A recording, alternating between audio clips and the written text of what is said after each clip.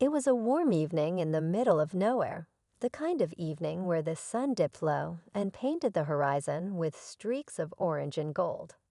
The long empty stretch of road seemed to hum with the echoes of silence, broken only by the distant chirp of crickets and the soft rumble of an approaching motorcycle. The rider, a lone figure clad in a black leather jacket, moved steadily along the asphalt, his silhouette cutting a striking figure against the fading daylight. His name was Marcus. Tall and lean, with a quiet strength that radiated from him, Marcus had seen enough in his 30-odd years to understand how the world worked, or more accurately, how it didn't always work fairly. Riding was his escape, his way of leaving behind the weight of the world, even if just for a few hours. But tonight, the road wasn't as peaceful as he had hoped. Ahead, a group of figures loomed in the distance, clustered near the side of the road where an old pickup truck was parked. They were young, too young to carry the bitterness that clung to them, but their laughter carried a sharp, mocking edge that made Marcus's jaw tighten instinctively. He didn't need to hear the words to know what they were saying. He'd heard it all before. The group noticed him as his bike drew closer. There were 5 of them, all dressed in worn-out jeans and tattered shirts, their faces painted with smug grins. They stood in the middle of the road now, deliberately blocking his path. Their leader, a wiry guy with a buzz cut and a cigarette dangling from his lips, stepped forward, his arms crossed. Marcus slowed down, his instincts on high alert. He'd been in situations like this before, and he knew better than to let his guard down. As the bike rolled to a stop a few feet away, he kept one hand on the handlebars and the other resting casually near his side. The air between them felt heavy, thick with unspoken tension. "Evening," the leader drawled, blowing a plume of smoke into the air. "What brings you out here, stranger?" Marcus didn't answer right away. He let his eyes scan the group, taking in their postures, their expressions, the way their hands fidgeted like they were itching for trouble. Finally, he said, "Just passing through." The leader chuckled, a sound that wasn't meant to be friendly. "Passing through, huh? Funny, don't see many folks like you around here." Marcus knew exactly what he meant, but he didn't take the bait. "Road's open to everyone," he replied evenly. "Is it now?" Another voice chimed in, a lanky kid with a baseball cap tilted backward. He took a step forward, his grin wide and taunting. "See, we were just talking about how we don't like strangers coming through our town. Ain't that right, boys?" The others murmured their agreement, their eyes fixed on Marcus like a pack of wolves sizing up their prey. Marcus felt the familiar burn of anger rising in his chest, but he pushed it down. He knew their game, and he wasn't about to give them the reaction they wanted. "I'm not here to cause trouble," Marcus said calmly. "Just trying to get where I'm going." The leader took a step closer, his grin fading into something harder, more menacing. "Well, see, that's the thing. You gotta pay a toll to pass through here, and I don't think you've got what it takes to pay it." Marcus's hand tightened on the handlebars. He could feel the tension crackling in the air, like the calm before a storm. The smart thing would be to turn around, to find another route and avoid the confrontation altogether. But something in him refused to back down. He wasn't about to let these guys think they could intimidate him, not tonight. "I don't carry cash," Marcus said, his voice steady. "So I guess I'll just have to owe you." The leader laughed, a sharp, ugly sound that made Marcus's skin crawl. "Oh, you'll pay, all right. We'll make sure of that." The group began to close in, their movements slow and deliberate, like they were savoring the moment. Marcus's mind raced, calculating his options. He could see their arrogance, their overconfidence, and he knew it would be their weakness. He just had to wait for the right moment to act. As the sun dipped below the horizon and the first stars began to appear in the sky, the road was plunged into a dim, shadowy twilight. The leader took another step forward, his hand reaching for something in his pocket.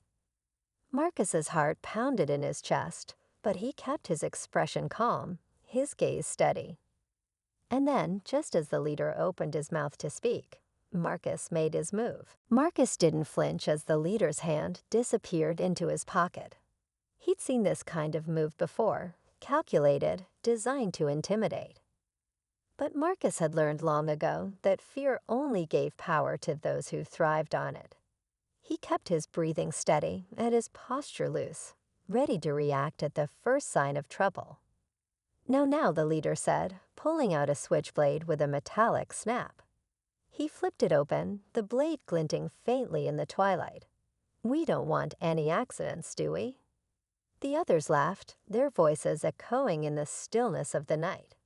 Marcus stayed quiet, his sharp eyes taking in every detail, the leader's stance, the way the others shifted around him like a pack of hunting dogs. They were all posturing, relying on their numbers to make them feel invincible.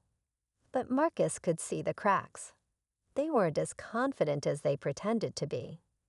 "You think that scares me?" Marcus asked, his tone low and even, the kind of voice that cut through the bravado like a knife through butter. The leader's grin faltered for just a second, barely noticeable, but Marcus caught it. The leader took a step closer, waving the blade in the air as if to emphasize his point. "I think you've got a big mouth for someone all alone out here. You don't know who you're messing with." Marcus tilted his head slightly, his expression calm but unreadable. "I don't need to know who you are. I know your type." The leader's face darkened, his grip on the knife tightening. "Oh yeah, and what's my type?" "The kind that picks fights in groups because he can't stand alone," Marcus said simply, his voice cutting through the gang's nervous laughter like a hammer hitting steel. For a moment, the leader just stared at him, his jaw tightening. The others shifted uncomfortably, their smirks faltering as they glanced at each other. Marcus could tell he'd struck a nerve, but instead of backing down, the leader doubled down. "You think you're tough, huh?" he spat, taking another step closer. "You think you can just roll through our town and disrespect us?" Marcus straightened slightly, his calm demeanor unwavering. "Respect is earned, not taken."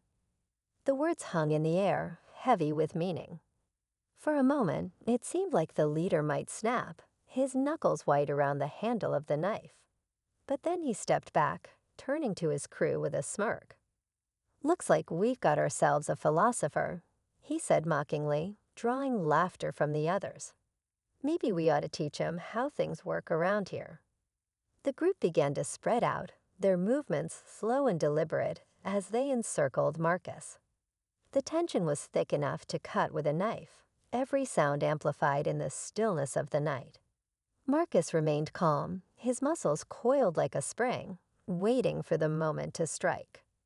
But then something unexpected happened. A faint noise broke through the tension, a rustling sound coming from the shadows just beyond the edge of the road. It was subtle, almost imperceptible, but it was enough to make the gang pause, their eyes darting toward the darkness. Marcus didn't move, but he felt a glimmer of something shift in the air. "What was that?" one of the younger guys asked, his voice breaking the silence. "Probably just an animal," the leader snapped, his tone harsher than before. But there was a flicker of uncertainty in his eyes, and Marcus didn't miss it. The rustling came again, louder this time, followed by the faint crunch of gravel. The gang exchanged uneasy glances, their bravado slipping away like sand through their fingers. Marcus stayed quiet, his sharp mind racing as he assessed the situation. Whatever was out there, it wasn't part of their plan, and that gave him an edge.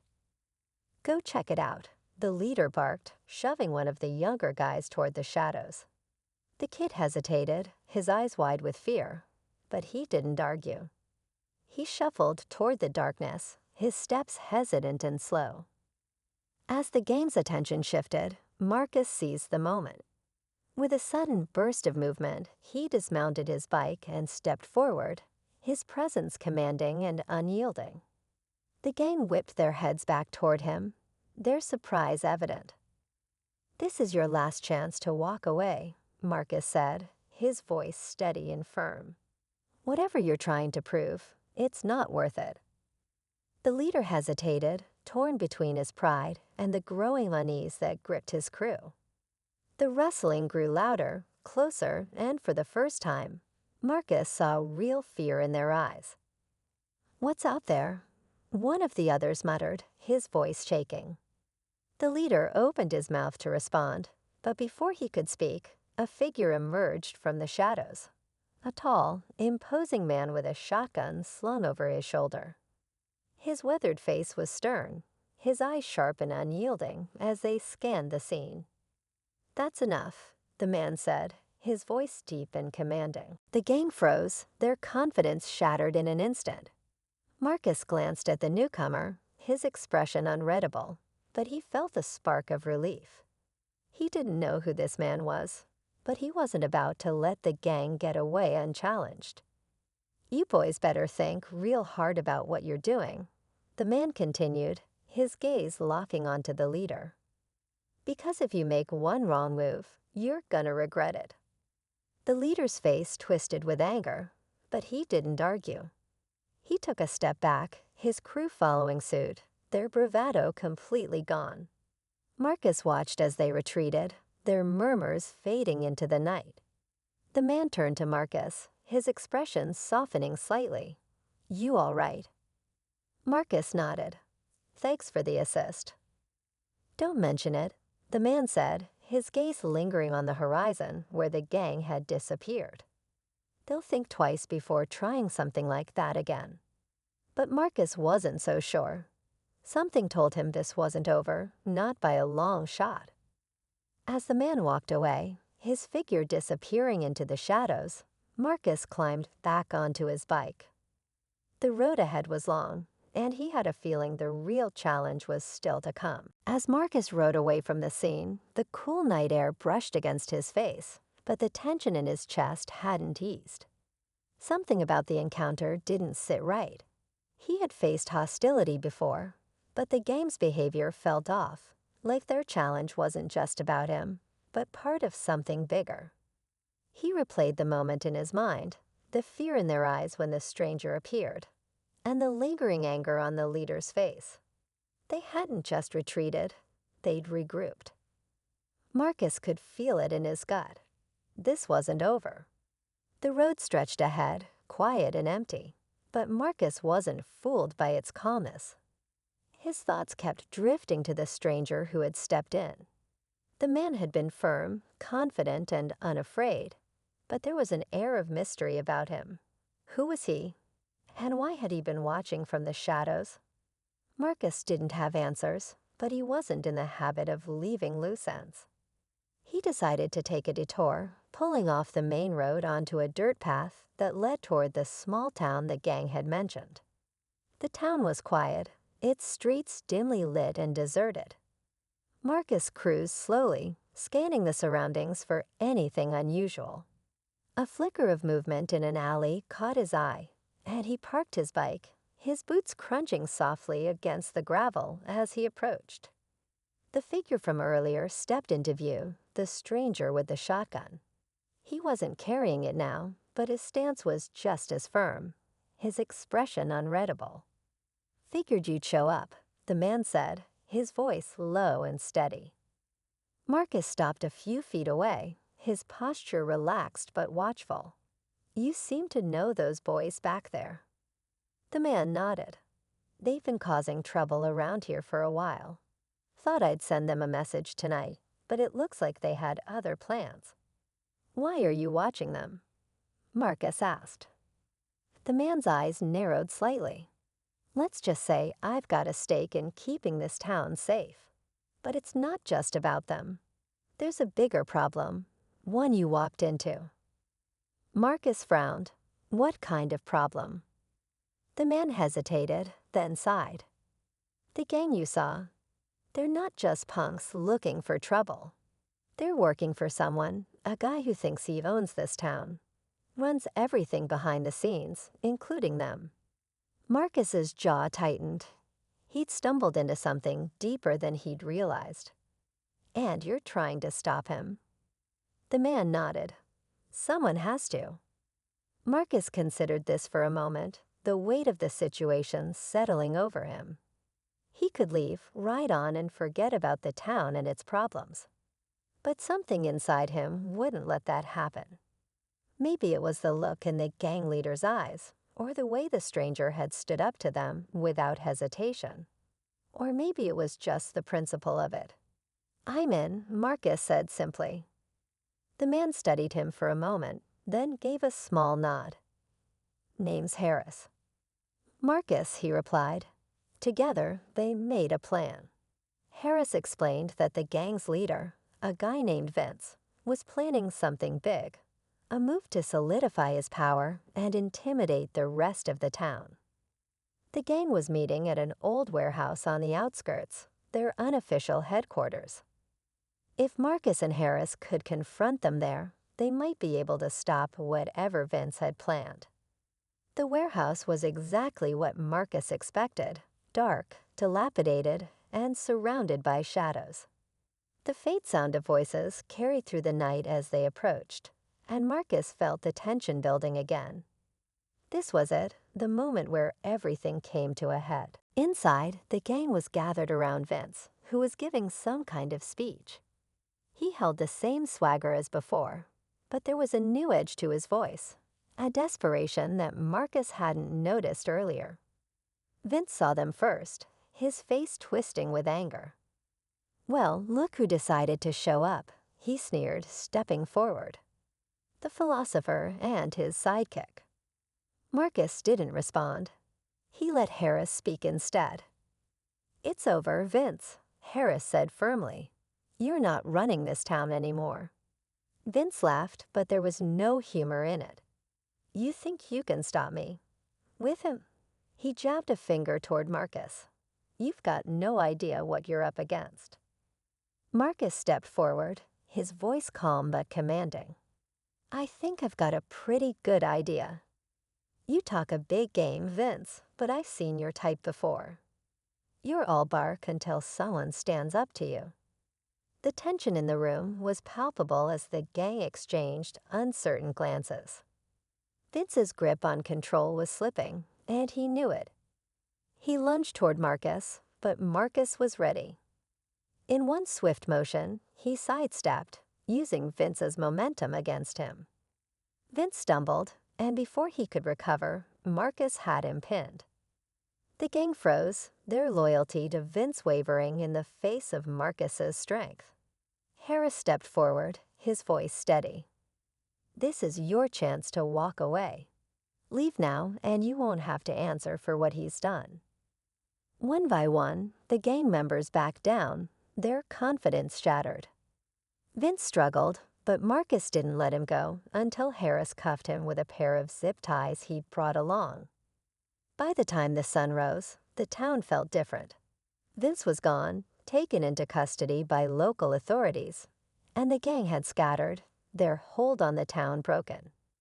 Marcus stood by his bike, watching as the first light of dawn illuminated the streets. Harris approached, a small smile on his face. "Guess this town owes you one," Harris said. Marcus shook his head. "Just glad I could help." As he rode away, the road ahead felt lighter, freer. The encounter had reminded him of something important, that standing up to fear and hate, no matter how daunting, always made a difference.